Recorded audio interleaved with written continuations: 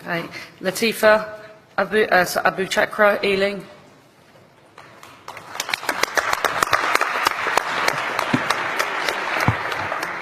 President, Conference, my name is Latifa Abu Chakra. I'm a first-time delegate and a first-time speaker. Thank you. I'm representing the Ealing Division in London, and I begin my address in the name of the Most High. Assalamu alaikum.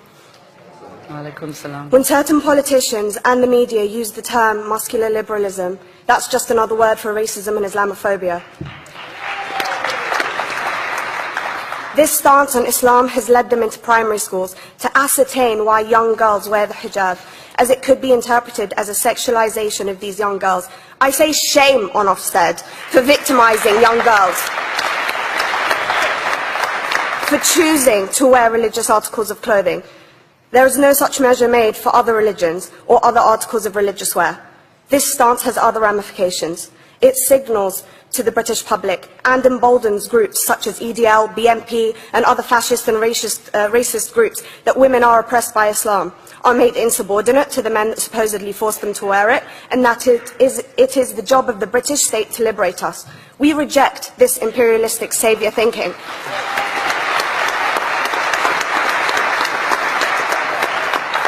And I am here to state for all people who choose to practice their beliefs openly that we are not oppressed by our faith.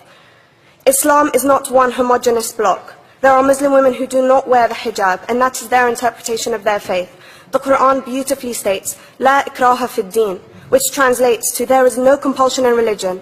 My faith has given me the right to choose 1,400 years before the Universal Declaration of Human Rights told me I could. A fun fact for you, conference. My dad didn't want me to wear the hijab. I chose to. Those of faith, thank you. Those of faith should have the right to choose to wear their articles of faith. Sikhs wearing the turban, Jews wearing the kippah, or Christians wearing the crucifix.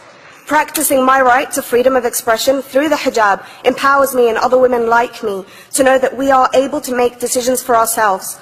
Through the hijab, women like me feel empowered to overcome the social expectations of sexualization that is relevant and has currently resulted in many cases of anxiety and worse. I can speak for myself and others like me. At school, I was able to focus more on the thoughts that were running through my mind than how good I looked to the world.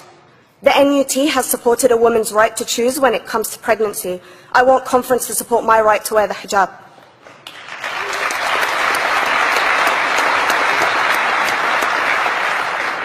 How I choose to practice my faith is clearly displayed for all to see.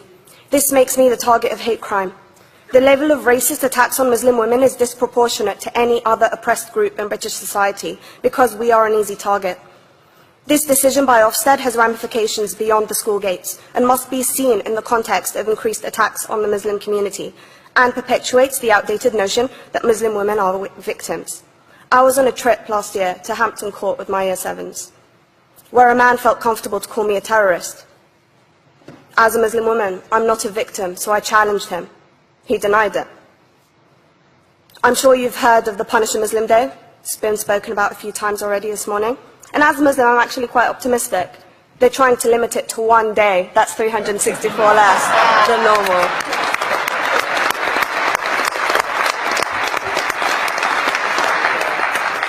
But let's be clear, conference. Islamophobia and other forms of racism affects non-Muslims too. If we don't challenge this stance as a collective, we may turn into a society like France, where women are forced by the law to choose between their faith and their education, their faith and their right to work in the public sector, their faith and their right to enjoy a day out by the seaside with their families.